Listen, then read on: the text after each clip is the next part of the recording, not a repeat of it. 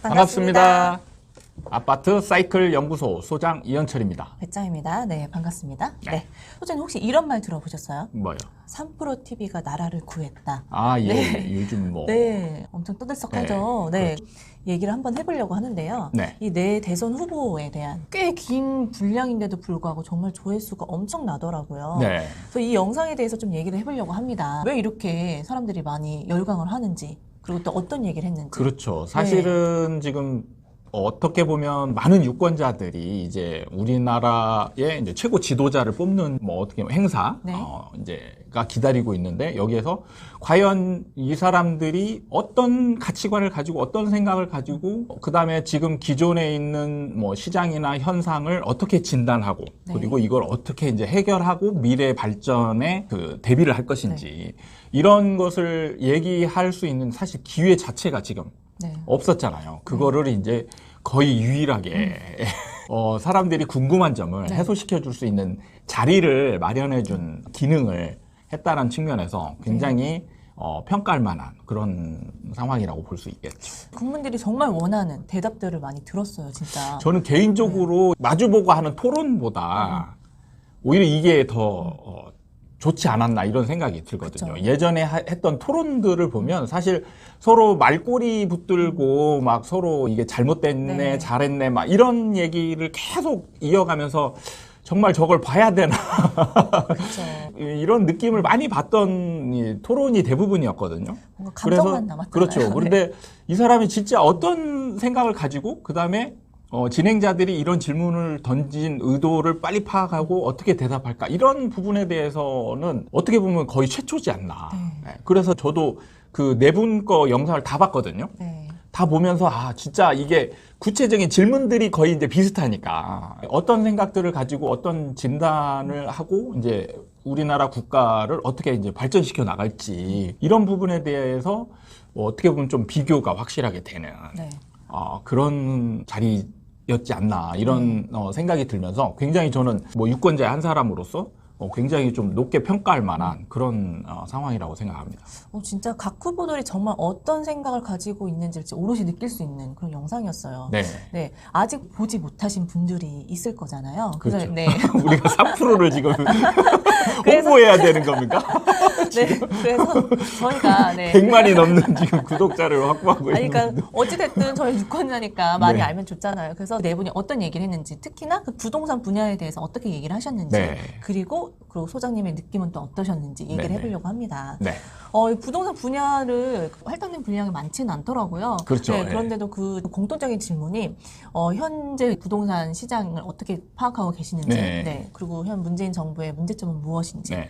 그리고 시장 안정화를 시키기 위해서 어떻게 해야 될지 네, 네. 그 부분에 대해서 이제 얘기를 했는데요. 네. 각 이제 후보들이 어떻게 대답을 했었죠, 소장님? 구체적으로 보면 이제 사실 뭐 여러 질문들이 나오긴 했지만 공통된 질문들의 특징을 보면 첫 번째는 폭등 원인을 뭐로 보고 있느냐. 그 다음에 문재인 정부가 지금 잘못한 점은 뭐냐. 이 두 가지는 제가 볼 때 지금 시장 진단을 각 후보별로 제대로 하고 있는지 이걸 지금 이제 파악하기 위한 질문인 것 같아요. 그런 다음에 진단을 가지고 만약에 대통령이 된다라면 그러면 이제 앞으로 부동산 시장을 어떻게 이제 헤쳐나갈 것인지. 사실 진단이 바로 되어야 이제 대안이 나오는 거잖아요. 그렇죠. 네. 네. 사실 뭐 공약들은 막 내놨는데 그럼 이 공약들이 제대로 된 진단 하에서 나온 건지 아니면 그냥 나온 건지. 그렇죠. 제대로 진단을 했는지부터가 중요한 그렇죠. 거죠. 그래서 제가 볼 때는 가장 중요한 거는 이 진단, 부동산 폭등의 원인이 뭔지, 그 다음에 이 문재인 정부, 본인이 만약에 정부였다면 나는 이렇게 다르게 했을 것이다. 그럼 문재인 정부가 지금 잘못한 점은 뭔지. 저는 사실은 공약보다도 아니면 미래보다도 더 중요한 게 이 원인 진단이 훨씬 더 중요하다 이런 생각을 하고 이쪽에 좀 집중을 해서 봤습니다. 네. 각 후보별로 얘기를 해보자면 사실 이재명 후보가 이제 제일 먼저 했죠. 이재명 후보가 제일 먼저 했는데 폭등의 원인이 뭐냐? 첫 번째는 뭐 어쨌든 유동성이 이제 많이 컸다. 지금 돈이 이제 대부분 다 후보는 비슷한 것 같아요. 유동성에 관한. 네. 근데 이제 수요 부분에 있어서 이재명 후보는 구체적으로 어느 정도 얘기를 했었죠. 수요가 지금 원래 기본 수요가 있고, 그 다음에 투기 수요가 있고, 그 다음에 이제 그걸 넘어서서 공포 수요. 그래서 지금 현재 상황 같은 경우는 이제 공포 수요 위주로 이제 지금 수요가 진행되고 있고, 그 다음에 이제 그 공포 수요가 어느 정도 이어지게 되면 이제 그게 거의 시장의 끝무렵이다. 이제 그렇게 해서 이제 지금 폭등은 일어났지만 시장의 이제 끝무렵인 거는 같다. 이런 얘기를 했었고, 그 다음에 문재인 정부가 이제 잘못한 점은 이런 수요가 있으면 시장을 이제 존중해야 된다라고 얘기를 했었거든요. 이 수요가 잘 됐든 잘못됐든 어쨌든 있으면 수요가 많으니까 그러면 공급을 어느 정도 해줘야 되는 게 맞는데 문재인 정부는 그 공급을 안 했다는 것이죠. 그런 부분에 있어서 폭등이 좀 많았지 않나. 이런 이제 진단을 했었고, 그 다음에 이제 윤석열 후보 같은 경우는 폭등의 원인, 정책이 잘못됐다. 무조건 문재인 정부가 다 잘못했다. 이제 구체적으로 어떤 부분을 잘못했냐라고 했을 때에 좀 아쉬운. 사실 이게 이제 강론으로 들어가야 되는데 굉장히 그냥 추상적인 개념으로 그냥 전체 다 그냥 잘못됐다. 그냥 일단 뭐 능력이 없는 사람이 뭔가를 행하니까 무조건 잘못됐다라는 뉘앙스의 이제 얘기 진행이 됐었던 부분. 댓글만 봐도 사실 많이 이제 같이 공감을 할 수 있을 겁니다. 어떤 부분이 구체적으로 어떻게 잘못됐는지 이런 부분에 대한 진단이 좀 구체적으로 들어가지 않고 이제 한강에 비유하면서 많이 얘기를 했던 부분. 근데 이제 한강의 비유가 적절했는지 여부를 보면 사실 한강이 흘러가는 거나 이런 거는 눈에 다 보이는 거거든요. 보이는 거를 구체적으로 눈에 보이니까 진단이 쉽게 나오고 어떻게 해야 되는지를 나오는데 그것을 잘못했다 이렇게 얘기를 하면은 사실 경제가 어려운 거는 눈에 안 보이거든요. 눈에 안 보이는 거를 그걸 찾아가지고 어려운 점을 진단하고 이래야 되는데 그 비유는 좀 적절치 않은 측면이 있지 않나 이런 생각이 들고요. 그 다음에 이제 안철수 후보 같은 경우는 이제 가장 잘못된 점, 이 부분 같은 경우는 이제 임대차 3법을 얘기를 들었죠. 근데 임대차 3법을 얘기를 할 때 임대차 3법이라는 얘기를 안 하고 임대차 보호법이라는 얘기를 이제 가지고 하시더라고요. 그러니까 좀 준비를 했는데 제가 볼 때는 안철수 후보 같은 경우는 이제 다 봤거든요.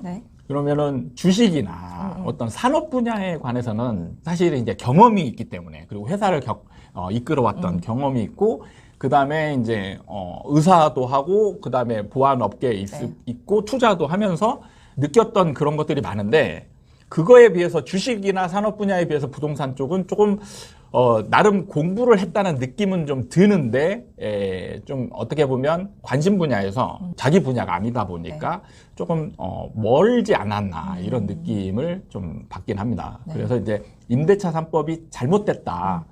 근데 사실은 잘못됐다라는 부분이 그냥 임대차 3법 자체가 잘못됐다 이런 뉘앙스거든요. 근데 그런 걸 쓰면 안 되는데 썼다 이런 거죠. 근데 사실은 이제 그 진단을 봤을 때 정부가 왜 그때 임대차 3법 무리하게 썼는지 이런 거에 대한 고민은 좀 없었다. 그나마 이제 저는 좀 평가를 할 만한 거는 잘못된 제도임에도 불구하고 이거를 이제 존치시킬지 아니면 이제 없앨지 이 부분에 대한 고민을 좀 많이 했던 것으로 보여지더라고요. 그래서 이 부분에 있어서 그래도 사람들이 이 새로운 제도에 적응을 하고 있다라는 부분. 그래서 이런 거는 없애는 것보다는 오히려 존치를 하면서 여기에 나오는 부작용이나 이런 걸 최소화하는 방향으로 가야 된다라고 얘기했던 부분은 굉장히 저는 이 부분에 대해서 높게 평가를 할 만하다라는 생각이 들어요. 그리고 그 나름대로 고민을 많이 한 것 같은 느낌이 들고 그 다음에 이제 심상정 후보 같은 경우는 제가 받은 느낌은 역시 그 약간 진보 성향을 가진 분들이 가지는 뭐라고 해야 될까 시장을 보는 견해가 보면은 굉장히 좀 약간 편협되어 있는. 그러니까 사실 주된 얘기로 하는 게 공공 분야, 그러니까 무주택자만을 위한. 그리고 나머지는 얘기로 보면 뭐 시장은 어떻게 되든 민간 시장은 어떻게 되든. 그럼 뭐 지금 민간 시장이 날린 거로. 그리고 이 수요 자체에 대한 왜 집을 사려고 하는지에 대한 고민 자체가 별로 없는 것 같은. 그러니까 사실 집이 없는 사람은 다 어떻게 보면 도와줘야 될 사람. 근데 제가 우리 집에 살았던 세입자는 저보다 돈이 훨씬 많았거든요. 네. 그러니까 무주택자가 무조건 약자는 아닌데 무주택자는 다 약자. 뭐 이런 식으로 이제 규정하고 가는 부분. 그래서 공공에 너무 이제 치우친. 그래서 시장을 좀 잘 모른다라는 느낌을 많이 받았던 것 같습니다. 네, 소장님 말씀을 들어보면 네 분의 전체적인 얘기는 비슷한 듯 하면서도 들여다보면 각자 또 성향이 확 두드러지게 나타나는 그런 얘기들을 하셨어요. 네, 이걸 얘기를 보면서 저도 느꼈죠. 모든 분들이 뭔가 마음이 좀 확고해졌다고 해야 되나? 약간 그런 느낌이 없지 않아 있습니다. 사실 전체적인 평을 이제 해보면 사실 이제 순위를 좀 뭐 어떻게 보면 나눠보자. 이제 제가 개인적인 선호도 이런 거를 떠나서 진짜 그냥 3%에서만 얘기하는 걸로 딱 봤을 때의 시장을 가장 정확하게 알고 있는 분은 이재명 후보가 이제 가장 많이 알고 있다. 그리고 이제 두 번째로는 안철수 후보. 그 다음에 심상정 후보와 윤석열 후보 같은 경우는 약간 그냥 이제 각자 시각이 좀 편협돼서 그걸로 보고자 하는. 사실 윤석열 후보는 그냥 문재인 정권을 뭐 어떻게 보면 그냥 잘못했다. 이쪽으로만 포커스가 좀 맞춰져 있는 측면이 있고, 그 다음에 심상정 후보 같은 경우는 공공 분야 그런 부분에만 너무 이제 집중이 되어 있다. 그러니까 보고 싶은 것만 보는 전체적인 시장을 보는 게 아니고 이제 그런 느낌을 좀 많이 받았죠. 그 시장 파악에 대한 순위를 그렇게 매겨본다면 그럼 앞으로 시장 안정화를 위한 얘기를 했을 경우에는 각 후보들의 느낌은 어떠셨나요? 사실은 저는 이제 그 다음은 사실 크게 어떻게 보면 중요하지 않다라고 생각해요. 왜냐하면 진단이 어떻게 되어 있느냐에 따라서 사실은 지금의 공약 같은 경우는 어떻게 보면 큰 밑그림 같은 거거든요. 이 강론이 나와야 돼요. 강론이. 사실은 우리가 보면은 시장이 그냥 어느 한 방향으로만 쭉 가는 게 아니잖아요. 어느 뭐 굴곡이 있고 또 어떨 때는 매매가가 난리 났다가 어떨 때는 임대가 난리 났다가 막 순간적으로 5년 동안에 부동산 시장에 여러 가지 상황들이 나타난단 말이에요. 그러면 어떤 큰 밑그림만 공급을 250만 원 한다. 그러면 250만 원 탁 던져놓고 끝나냐. 이게 아니잖아요. 그러니까 구체적으로 정책들이 순간순간 나와야 되는데 그 정책들이 나오는 그 기조는 뭐냐면 시장을 정확하게 읽고 있느냐. 이 부분에서 나오는 거거든요. 그러니까 문재인 정부가 제일 잘못한 부분이 바로 그 부분인 거예요. 시장을 제대로 읽지 못했기 때문에 그 부분에 있어서 정책들이 어긋나기 시작한 거예요. 그러면 시장을 제대로 읽지 못하면 아무리 이 큰 그림을 잘 잡고 있어도 강론에 있어서 계속 이상한 순간순간적으로 이 정부라는 거는 계속 국민의 요구가 순간적으로 오잖아요. 지금 코로나 같은 경우도 예를 들면 코로나를 극복하는 과정에 있어서도 지금 정말 수많은 정책들이 막 백신을 들여왔다가 또 갑자기 위드 코로나로 갔다가 또 순간적으로 그걸 또 지금 막았다가 장기적인 계획은 있지만 그거에 맞지 않는 순간적인 그 대책들이 나와야 되거든요. 그렇기 때문에 그런 거는 어떤 큰 이 시장을 제대로 읽느냐 여부에 따라서 이제 달라진다라고 보거든요.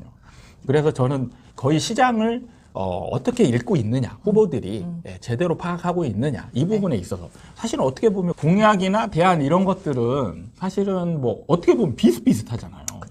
지금 뭐 이재명 후보, 윤석열 후보, 그 다음에 뭐 안철수 후보도 그렇고 심상정 후보도 공급 많이 하겠다 이런 얘기 하잖아요. 사실은 지금은 어떻게 보면 답이 공급밖에 없어요. 그 다음에 이제 조금 약간 강론으로 들어가서 이제 세금 규제 정책을 어떻게 하느냐. 근데 이제 이재명 후보 같은 경우는 어쨌든 수요를 묶어야 되는 건 맞다. 그렇지만 또, 이 팔아야 될 사람도 팔아야, 그러니까 있는 집에서 매물이 많이 나와야 시장이 안정되는 건 맞다. 그래서 그 사람들에게 팔 기회를 주는 것도 맞다. 그래서 이제 양도세를 일시적으로 1년 동안 그리고 슬라이딩 방식으로 이렇게 이제 진행한다. 이렇게 이제 얘기를 했던 거고, 윤석열 후보 같은 경우는 사실은 전체적인 흐름이 공급 시그널만 주면 사람들이 알아서 이제 안 산다. 이런 거거든요. 그래서 구체적으로 그 진행자분들이 뭐 세금 이렇게 좀 완화하고 이러면 투기꾼들이 더 사지 않을까요? 이렇게 얘기했을 때 정부가 공급 시간을 주는데 누가 사겠냐. 이런 거를 봤을 때는 여러분들이 이제 어떤 느낌을 가질지 네. 어떻게 보면 저랑 이제 뭐 크게 다르지 않을 거다 이런 생각이 들고 네. 예. 그다음에 이제 나머지 후보들 같은 경우도 뭐 공급 얘기는 하지만 사실은 거기에 대한 특별한 대안들이 없었다라는 점들 예. 그런 점들이 이제 눈여겨볼 만하다. 네. 사실은 냉정하게 이 3%에 나온 것만 보면 특히 이제 부동산에만 집중해서 보면 가장 시장을 좀 잘 읽고 있는 거는 이제 이재명 후보가 맞지 않나 이런 생각이 들긴 합니다. 저희가 그렇다고 또 이재명도 후보를 지지하는 건 아니고 딱 부동산 측면 분야만 그렇죠. 봤을 때 그냥 얘기하는 정말 거니까. 객관적으로 네. 오해하시면 안 되고요. 객관적으로 3%에서 얘기하는 그걸 가지고 이제 얘기를 하는 겁니다. 그래서 누가 이제 개인적으로 제가 누구를 선호하냐 이런 얘기는 절대 아니고요. 그냥 객관적으로 저 여러 구독자분들은 저를 좀 어느 정도 아실 거예요. 저는 이제 이재명 후보도 비판을 했었고, 윤석열 후보도 이제 뭐 어느 정도 비판을 했었고, 그 다음에 나머지 두 분 같은 경우는 언급할 기회가 없었으니까 이제 그런 기회가 없었는데, 전체적으로 보면 이제 이재명 후보 같은 경우는 좀 아쉬운 부분이 임대차 3법에 대한 얘기가 이제 없었어요. 사실은 이게 좀 어떻게 보면 문재인 정부에서 잘못한 부분에 있어서 큰 비중을 차지하긴 하거든요. 임대차 3법 때문에 한 번 더 이제 크게 상승한 그리고 안 오를 아파트들이 다 올라버린 그런 상황이 이제 벌어졌고 그 다음에 전세가도 너무 많이 급등을 했잖아요. 그리고 지금 이제 어느 정도 임대차 3법에 의한 부작용 이런 것들이 또 그 현장에서 나타나고 있는데 이 부분에 대해서 언급을 안 한 부분 이런 부분은 굉장히 아쉬운 부분이 있고 그다음에 윤석열 후보 같은 경우는 전체적으로 강론이 좀 없었다는 부분 강론에 있어서 세금을 풀어주는 것은 뭐 어떤 뭐 기조대로 진행한다고 봤을 때 이제 그런 행위를 했을 때 다른 부작용이 나타나지 않을까요라는 얘기를 했을 때 이제 그거에 대한 고민이 전혀 없었다는 거. 그냥 오로지 시그널만 주면 안정될 거다. 사람의 욕망을 이제 잘 모르는 그런 느낌이 많이 들었고요. 이렇게 조회수가 많은 걸 보면 정권에 대한 관심과 기대가 정말 많거든요. 사람들이. 그래서 이렇게 정말 파장이 크지 않았나 싶습니다. 정말 사실은 어떻게 보면 공약만 가지고 이 정책을 평가하기는 굉장히 어렵거든요. 어떻게 보면 겹치는 부분도 많고, 그 다음에 이분들이 세금에 대해서 어떻게 이제 이 제대로 어떤 가치관을 가지고 이걸 지금 했다, 풀었다. 이게 이제 한번 풀었다가 또 상황 달라지면 또 바뀔 수도 있는 거거든요. 어떻게 이제 풀어갈지 이런 걸 보면 시장을 어떻게 보고 있느냐에 따라서 딱 정해지는 거거든요.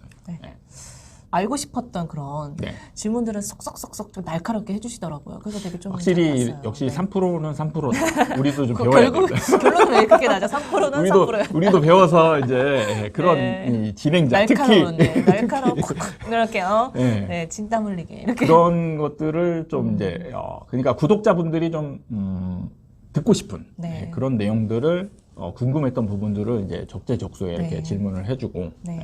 그래서 좀 좋았어요, 저도. 알겠습니다.